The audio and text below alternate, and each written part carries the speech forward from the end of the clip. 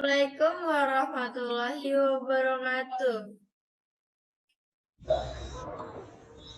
Waalaikumsalam warahmatullahi wabarakatuh. Waalaikumsalam warahmatullahi wabarakatuh. Ini orang gila bekas rahmat ya bekas rahmat. Tapi siapa Kami menyampaikan materi Habib berjudul Keselamatan dan Kesehatan Kerja K3 di Laboratorium Analisis Kimia. Perkenalkan, nama kelompok saya ada Abai Setiawan Pamungkas, Rahmat Alisa, dan pengertian ketiga. Pengertian ketiga, keselamatan dan kesehatan kerja K3 di Laboratorium Analisis Kimia merujuk pada serangkaian praktik, prosedur, dan langkah-langkah yang dirancang untuk melindungi karyawan, pengunjung, dan lingkungan dari risiko dan bahaya yang terkait dengan pekerjaan di laboratorium analisis kimia. Tujuan utama dari K3 di laboratorium analisis kimia adalah menjaga keselamatan individu, mencegah kecelakaan, dan memastikan lingkungan kerja yang sehat. The benefits of laboratorium K3 management are maintaining the safety, health, and welfare of individuals on board. In the laboratorium, it is possible that other participants, individual or group, are exposed to risks or problem with their health condition due to activities in the laboratory. Dan materi yang kedua akan disampaikan oleh Rahmat. Dipersilakan. bahan kimia berbahaya. 1. Ada asam sulfurik. 2. Hidrogen fluorida. 3. Asetoniril. 4. Formaldehida. 5. Kloroform. 6. Hidrogen klorida. 7. Aseton. 8. Nikotin. 9. Benzena. 10. Pelambun. Ini hanya beberapa contoh bahan kimia berbahaya, dan ada banyak lagi yang dapat memiliki sifat berbahaya jika tidak ditangani dengan benar. Keselamatan dalam penanganan, penyimpanan, dan pembuangan bahan kimia ini sangat penting untuk melindungi kesehatan manusia dan lingkungan. Selanjutnya akan disampaikan oleh Abai. Dipersilakan. Sulfuric acid is a strong mineral acid. It is a substance insoluble in water all proportion. Sulfuric acid has many uses and is one of many products of chemical industry. Hydrogen chloride is a chemical compound with chemical formula Hf. This compound is colorless, glass, or liquid.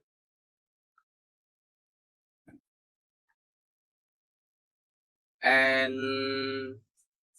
the main industrial source of fluorine usually has aqueous solution called hydrofluoric acid.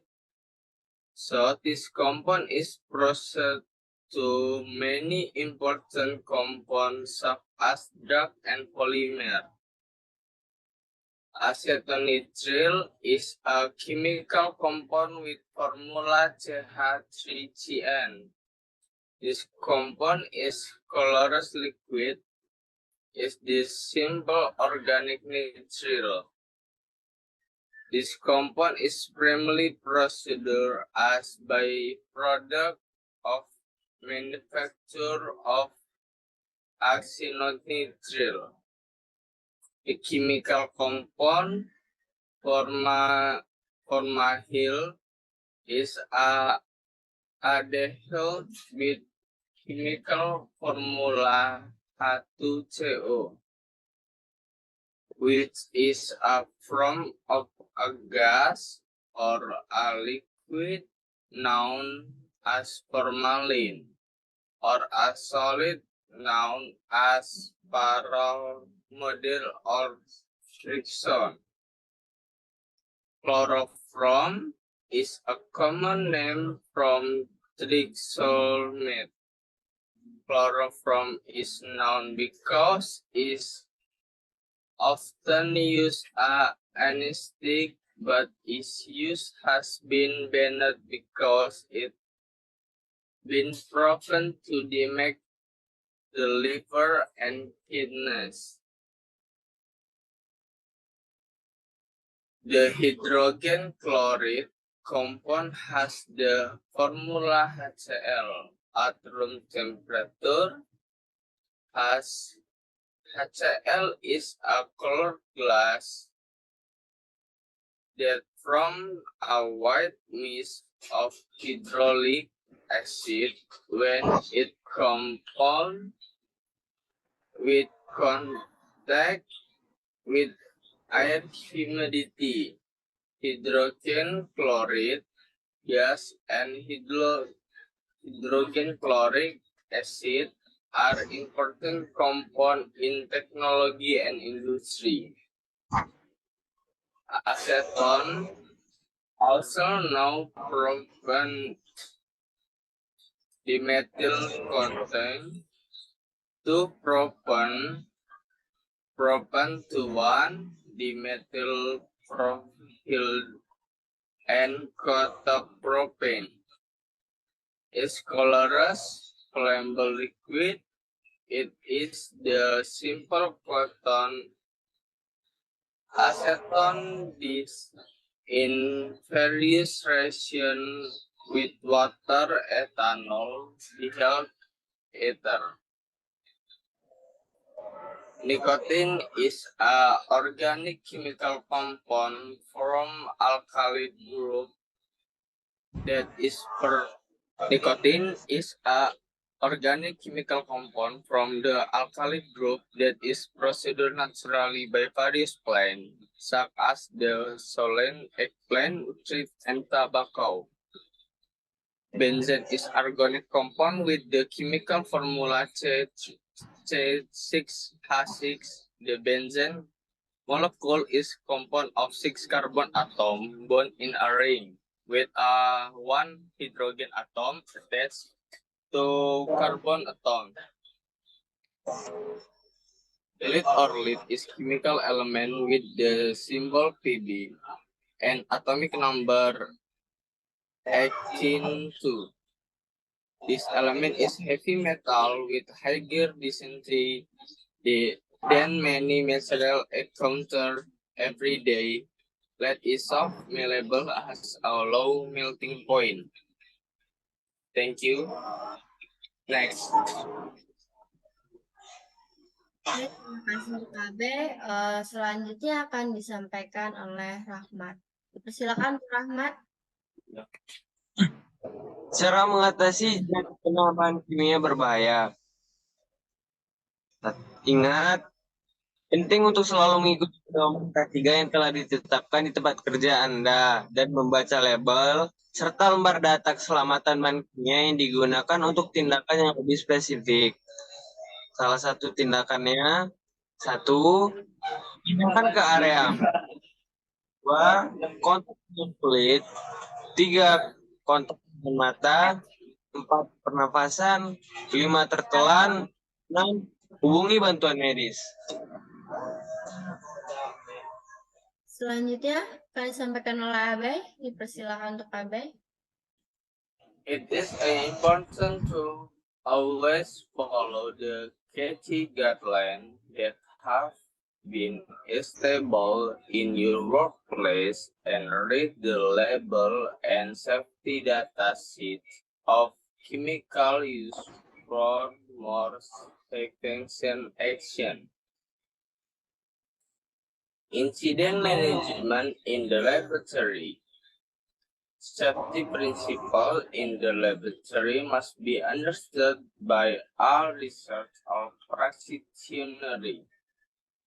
Identify emergency equipment is in the form of a shower with a wash, emergency telephone, EPR, and medicine box. Apart from that, you also have understood the material that will be used for practicum or research, which each material has been identified in the form of a symbol with error and material irritant, corrosive, flammable, explosive. However, even if you follow all safety procedures in the laboratory, incident in the laboratory can still occur. Therefore, handling incident in the laboratory is something that must be known. If an incident occurs to your eyes, press immediately use ice shower 15 minutes. If chemical spill occur and sweat, immediately remove the sweat and decontaminate it before washing. If chemical or biological spill occur on your body, wash immediately under the shower for 5 minutes using soap and running water. If a chemical or biological spill occur on the laboratory table, immediately cover with absorbed tissue,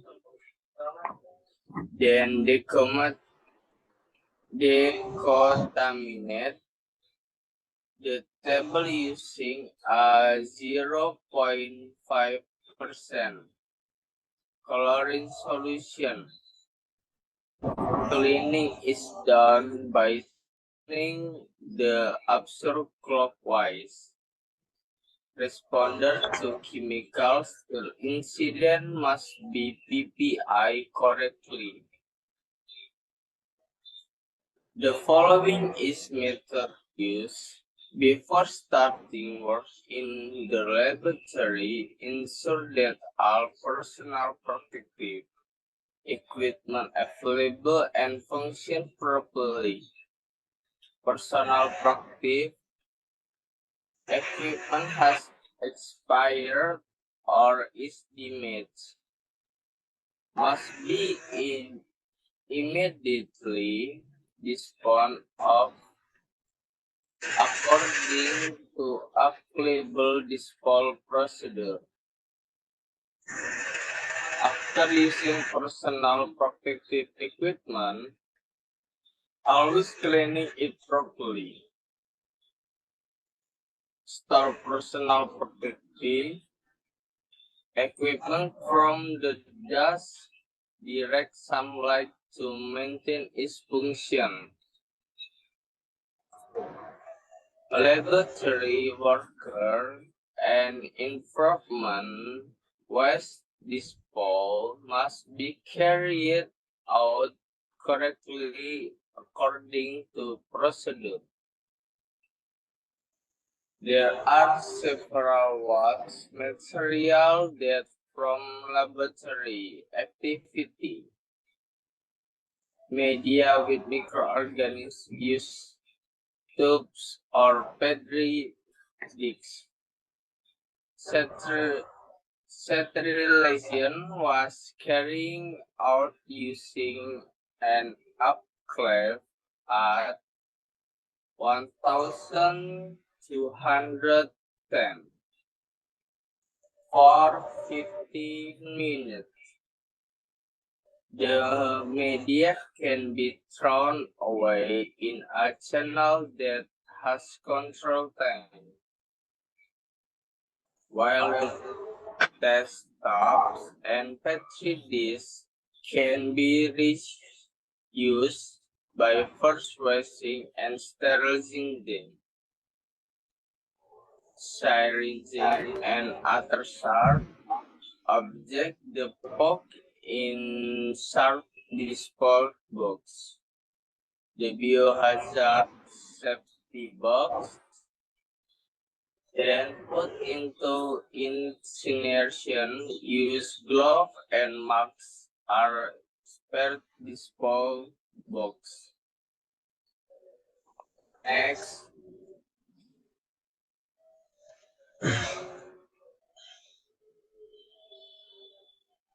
Oke, materi selanjutnya yaitu pentingnya penggunaan APD ketiga pada laboratorium. Yang pertama ada sarung tangan laboratorium, yaitu fungsinya untuk melindungi tangan dari kontak dengan bahaya kimia, minyak, dan pelumas.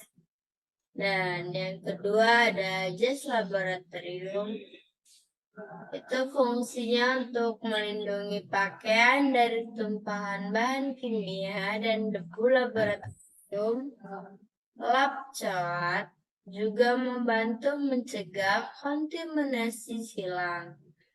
Dan yang ketiga ada kacamata pelindung, yaitu fungsinya untuk melindungi mata dari percikan bahan kimia, debu, serpihan, atau partikel yang dapat merusak mata. Yang keempat ada sepatu khusus dengan pelindung logam atau plastik di ujungnya yang digunakan untuk melindungi kaki dari benda tajam, bahan kimia, atau puing. Dan yang kelima ada pemakaian masker, yaitu fungsinya untuk melindungi pernapasan dari debu dan partikel halus. Dan selanjutnya akan dibacakan oleh Rahmat.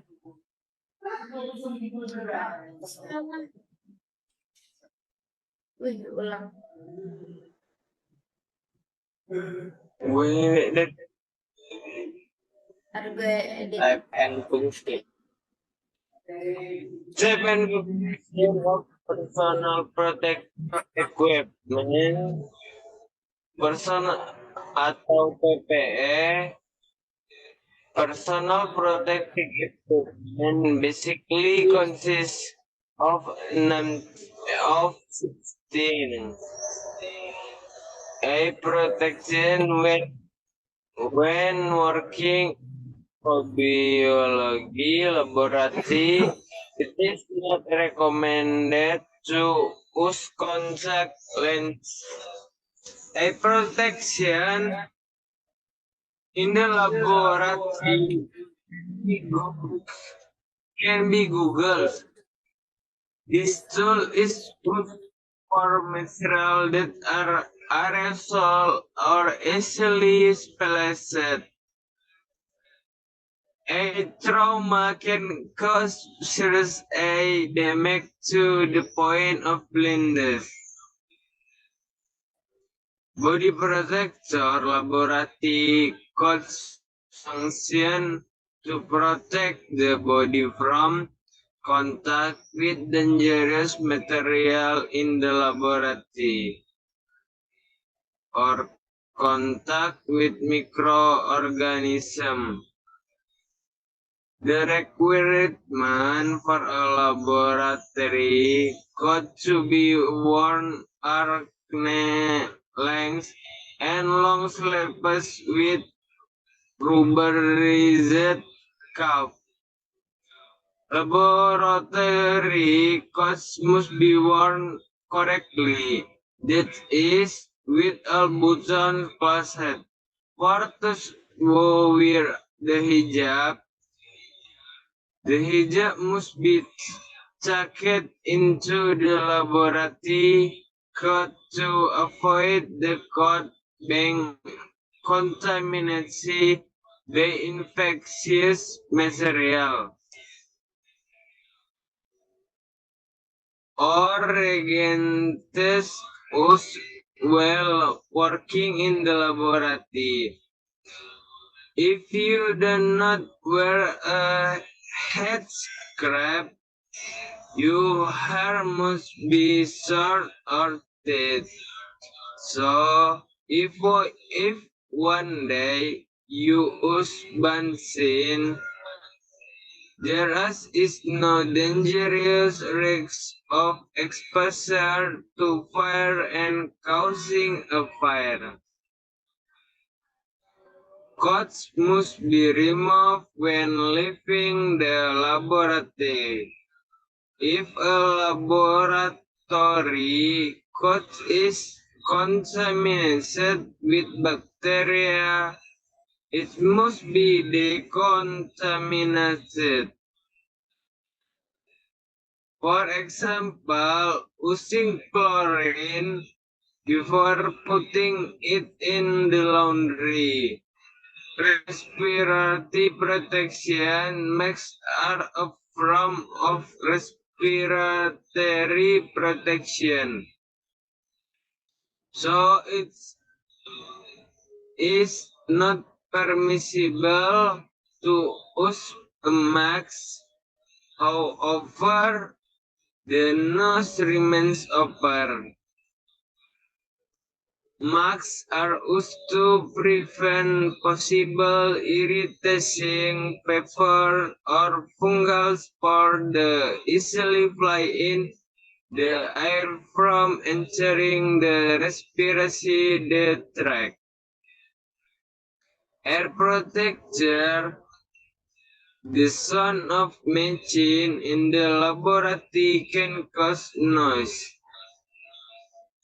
If it occurs continuously, it can interfere with hearing function and cause deafness. This situation can be avoided by using air protection. Air protection can consist of foam that fits over hearing canal. Hand protection disposable gloves must be used when research or practitioners are in the microbial laboratory. The use of gloves must be able to cover the rubber part of the laboratory coat.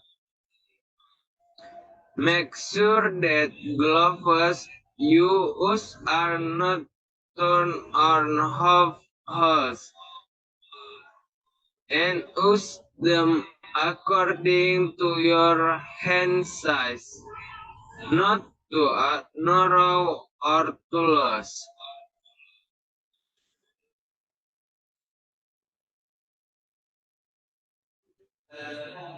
Oke, terima kasih buat Rahmat. Di sini kelompok kami akan menyiapkan tanya jawab bagi yang ingin bertanya, silakan. Baik, saya ingin bertanya, Apa yang harus dilakukan untuk memastikan keselamatan di tempat kerja? Yang harus kita lakukan untuk memastikan keselamatan di tempat kerja, kalau menurut saya, pertama bisa melakukan prosedur ada. Dua, kenali di tempat kerja dan dari mereka. Tiga, gunakan peralatan pelindung pribadi sesuai kebutuhan. Empat, ikuti keselamatan kerja yang diberikan. Lima, lapor dan keselamatan. Enam, tanda daya. 7, berkomunikasi dengan rekan kerja tentang keselamatan, karena keselamatan adalah tanggung jawab bersama. Itu jawabannya, Ril. Baik, terima kasih sudah menjawab.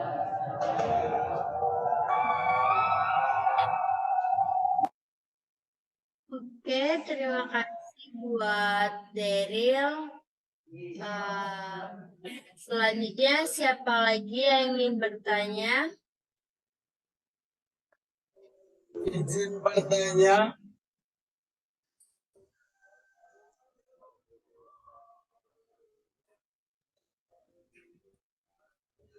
Saya Sobirin dari kelompok 7 ingin bertanya mengenai bagaimana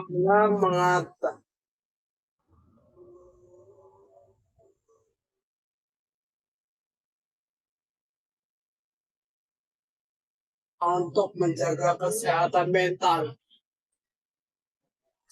Yang kita bisa lakukan, kalau menurut saya, ada beberapa langkah. Nah, ya langkah pertama yang bisa kita lakuin itu mengatur waktu dan tugas dengan baik. Kedua, bisa berbicara dengan atasan atau HRD tentang beban kerja yang berlebihan. 3, berolahraga secara teratur. 4, melakukan teknik relaksasi seperti meditasi. 5, mencari dukungan teman atau keluarga. 6, menghindari terlalu banyak bekerja lembur. 7, ambil cuti jika perlu untuk istirahat. Karena ingatlah untuk menjaga keseimbangan antara pekerjaan dan kehidupan pribadi. Gitu aja, Rin.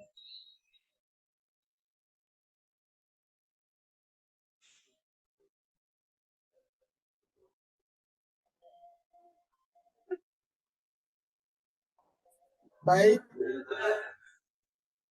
terima kasih atas jawabannya, Saudara Rahmat. Baik, Saudara Birin.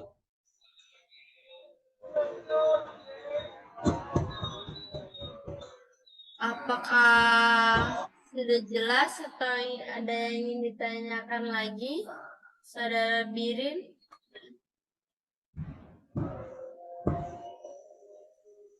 Baik, saya izin bertanya,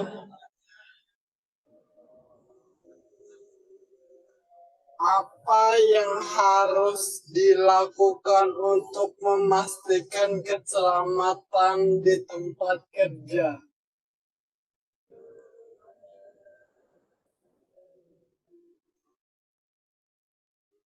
Untuk memastikan keselamatan di tempat kerja, Rin,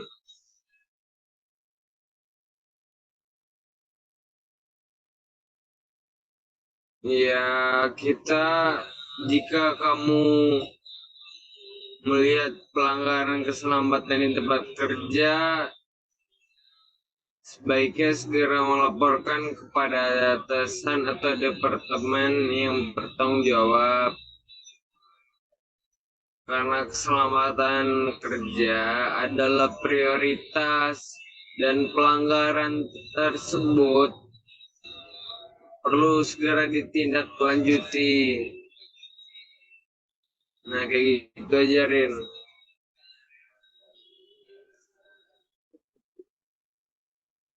Baik, apa sudah jelas Saudara Birin? Baik, jelas Saudara Memei, makasih. Oke, terima kasih. Sekian presentasi dari kami. Kami mohon maaf jika ada kesalahan kata. Saya sebagai moderator mengucapkan terima kasih. Assalamualaikum. Minal aizin wal faizin. Waalaikumsalam warahmatullahi wabarakatuh. Warahmatullahi Waalaikumsalam warahmatullahi wabarakatuh.